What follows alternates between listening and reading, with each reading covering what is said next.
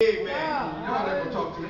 Well, here he says, amen, this is a picture here of what's going on here. And when I began to read in the Bible here, there's a story that's going on. There's a storyline. And it says in the 16th verse, it said they was running, amen, into a certain idol, amen, which had made works for them by the boat, which, amen, when they had taken up their ships, amen, and girded the ships, fearing that lest they should fall into the quicksand, they shaken in their sail, and it was driven. Yes. Amen. There one part of the voice, they just had to let loose and let go. all right.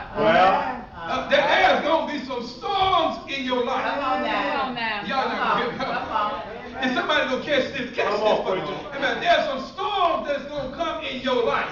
That no matter how you try to drive the ship. Come on now. Come on. Yeah. No matter how you try to steer the ship.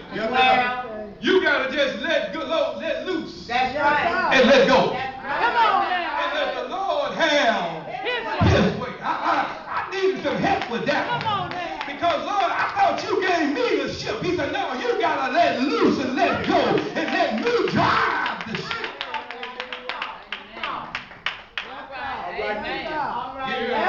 Amen. There's a picture here when you read in the story, amen, because the people decided, amen, what they was going to do on board the ship. Amen. There's a picture here of greed, and there's also a picture here of godly counsel with a little G. Amen.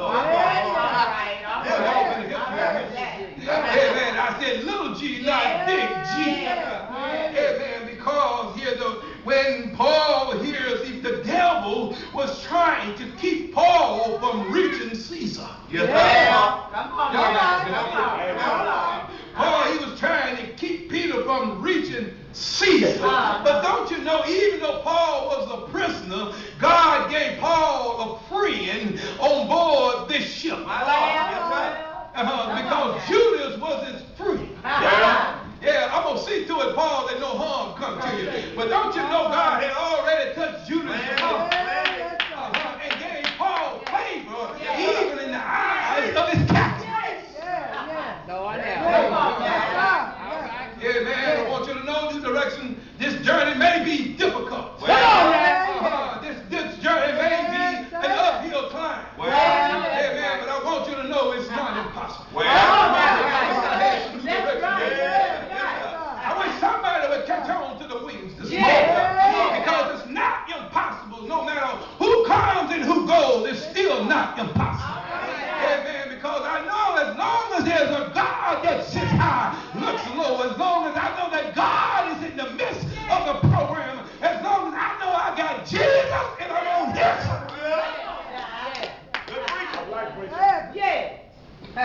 Amen. Began to read in the Bible here when I look down at verse 6. They got to a place where they decided to switch ships. And decided to get on a larger ship. You know how some church folks are. Y'all just too small. All right. Amen. Help me somebody. I'm all preaching. Over that. Amen. That's a little bitty church. Come on. Amen. So when they got, amen, in verse 6 it says that when they got to here it said when they got to Alexandria, got on one of Alexandra's ships.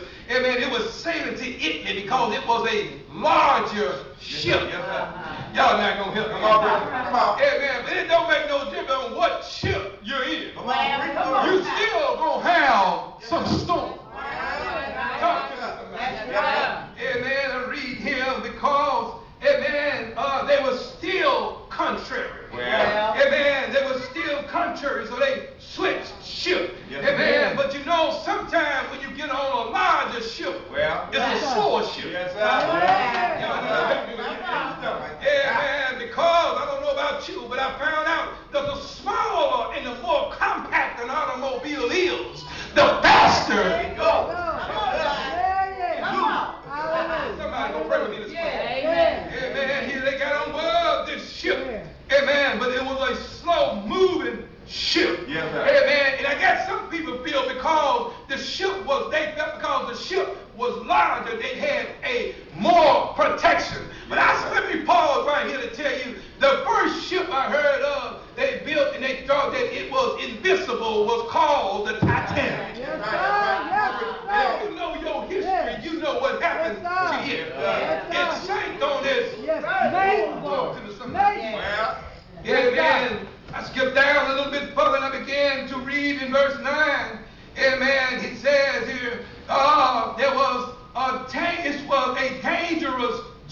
Yes, Yeah. Amen. But Paul here in verse 10, amen, Paul said in verse 10, he said unto them, he said, Sir, I have perceived this voice that will be want and hurt and much danger. Amen. Amen. And not only of the landing and the ship, but also our lives. Well, I want you to know sometime when you change ships, yes, Come sir. on. you put your lives in Yeah. danger. Yes, sir. Yes, sir.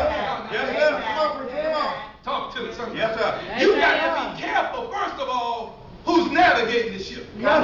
Yes, sir. You got to be careful, second of all, who's the captain of the ship. Yes, sir. Come on, preacher. Third, you got to be careful who's on board the ship, preparing the meals on the ship. Come on, man. Somebody go talk to me. Yes, sir. Amen. You got to know who's operating and in charge of the ship. Yeah. Can I get a witness this morning? Yes, sir. Yes, Amen. sir. Paul said, Yeah. you know, I'm telling you this because Paul had a connection with God. Y'all don't mind if I take my time with this. Amen. Paul said, amen, I had a little talk with an angel. Come last on. night. Yeah.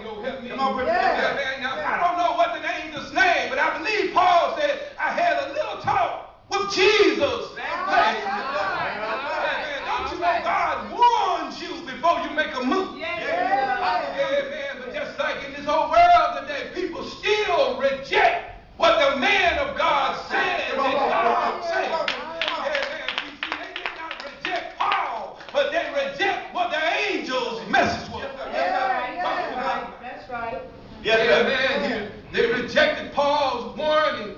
Amen. And I kept on reading, and it said, and the voyage was disastrous. Amen. Paul warned them, and they rejected him. The centurion, amen, he was worldly, and he was ill-willedness. Amen. They did not want to listen to Paul. Wow. You know how it is in the church. People don't want to listen to the man of God. Yeah. Oh, yeah. We'll listen to the singing. Yes, sir. Yes, sir. Yeah. Praise the praise. Yes, sir. Yeah. And if the preacher can pray, if the deacon can pray with a rhythm, we'll listen to him. Yes, sir. Oh, yeah, but when the word of God is preached, Come on, they reject the word. Yes, Yes, sir. sir. Because the word does not give you a rhythm and a bounce. Because what the word does, it cuts like a two-edged sword. Y'all ain't got to help me this morning. Oh, yeah, the Bible says it cuts to the marrow of the bone. Talk to me. Even matter. Oh, preach right, man. Preach. I got to pray. Whatever you do, you can't say you went with empty ears. Amen. Here, when we read in verse 11, we see, amen, what happened in verse 11. It said, nevertheless, the centurion, amen, he, the master and the owner of the ship was more those things which were spoken by Paul. In other words, what happened here was that they had a spirit of greed. Come on. Oh, yeah. Yeah. Their mind was on money. Somebody help me with this. Yeah. What does the Bible say about the love? It's Amen. It's not rest, losing your soul. Talk to me, somebody. Yes, sir. You got one soul, you can always get more. Talk to me here. Oh, here say that. Amen. It shows the attitude of the owner of the ship. Amen. I thank God I don't own this ship. Come on. Amen. I thank God Pastor Jones don't own New Direction.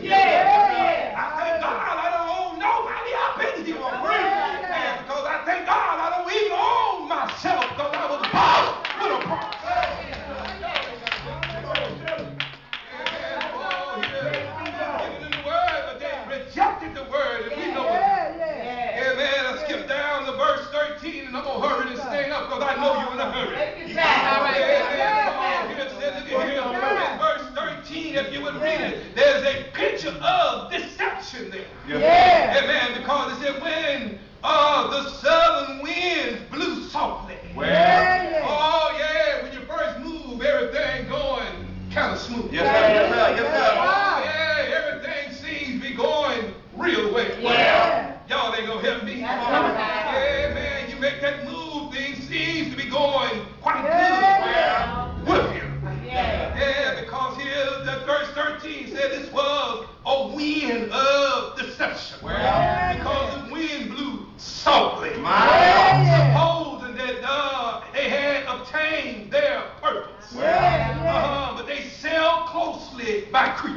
Y'all ain't gonna help me today. Oh yeah, when you think everything's going well with you. And you, even if you obey the word of God, Satan still looking. Oh, y'all ain't gonna help me. Because when you get close to creek, good God Almighty, that's when Satan will let all hell break loose. Amen. The old enemy. Amen. We see the old enemy of vengeance, the north wind, was called on. Y'all ain't gonna help me in the Bible. Oh, you read it in the Bible. Read it. Because it says the north wind, but it's called northern. Amen. The wind came. And all of a sudden, this old ship began to reel and rock. And just you think everything's going well with you. Amen. Satan will release all fury against you. And I began to read right here because in this verse it said the old enemy, amen, still had not given up.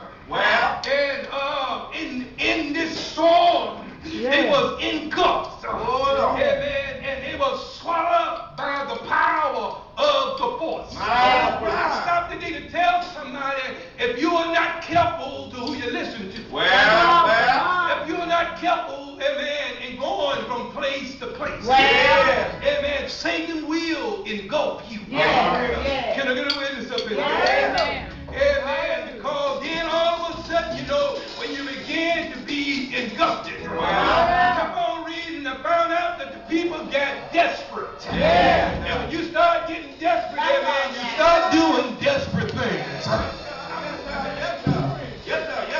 Amen. You will find yourself doing things that you would normally do. Because you done put yourself in a desperate situation. Amen. I kept on reading here, and Paul here said, amen, it was difficult. Amen. They was in a desperate situation. Amen. And you know when you are in a desperate situation, the first thing you try to do is save yourself. You can't save yourself because only Jesus and Jesus alone can save you. Can I get a witness today? Anybody here? Did you ever try? Help me, Holy Ghost, to save yourself. And the more you try to save yourself, the deeper you get in trouble. And the Lord, I'm so glad that the Holy Ghost don't want to get loose yet.